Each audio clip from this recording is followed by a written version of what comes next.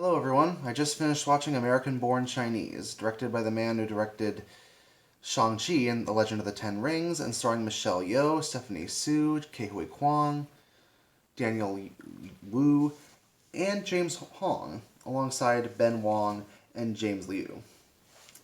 Now, this may seem like a big reunion when it comes to the cast of Everything Everywhere All at Once, especially since two of the cast members of that got Oscars this year, but surprisingly, American-Born Chinese happens to have its star-studded cast in the supporting roles, as two teenage boys managed to make this series a pretty good mix between a slice-of-life high school series and a modern take on Journey to the West.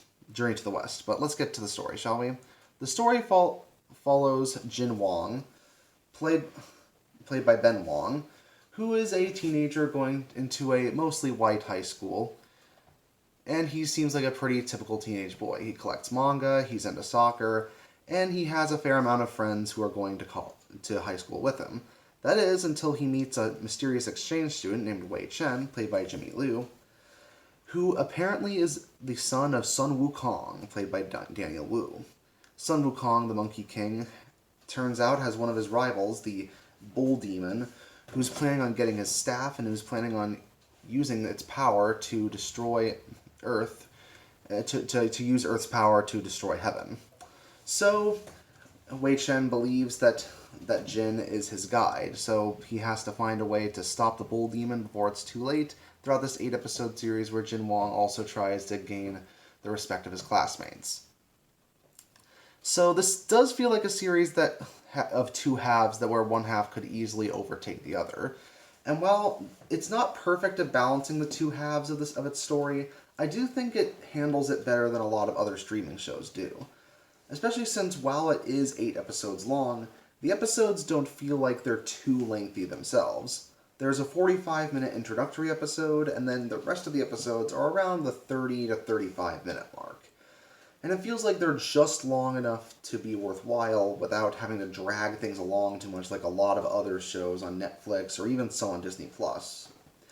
Because it feels like the episodes actually matter when it comes to developing the characters and when it comes to showing off the world. Heck, there's even a backstory episode involving Sun Wukong and the Bull Demon that shows off why this whole thing is happening, and it also happens to change styles to have more of the comedy and the drama that Journey to the West is known for. Especially since Journey to the West is a very iconic Chinese story, and the fact that it also caused the creation of Dragon Ball, to the point where Goku is basically just Sun Wukong as an anime hero. So the inclusion of having various manga references and anime Easter eggs throughout does make a lot of sense, given the influence of Journey to the West.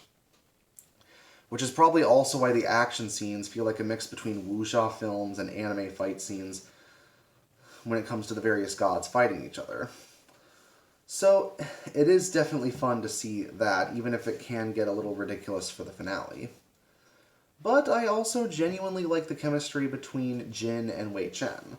These two actors happen to have a lot of great chemistry with each other. They work really well as a duo, and if this gets another season, I'm sure it'll work well with those two going through their other adventures. As far as the big names go, Michelle Yeoh, Ke Kwang, etc., they mostly perform their roles well. Michelle Yeoh gets to play a fun goddess of mercy.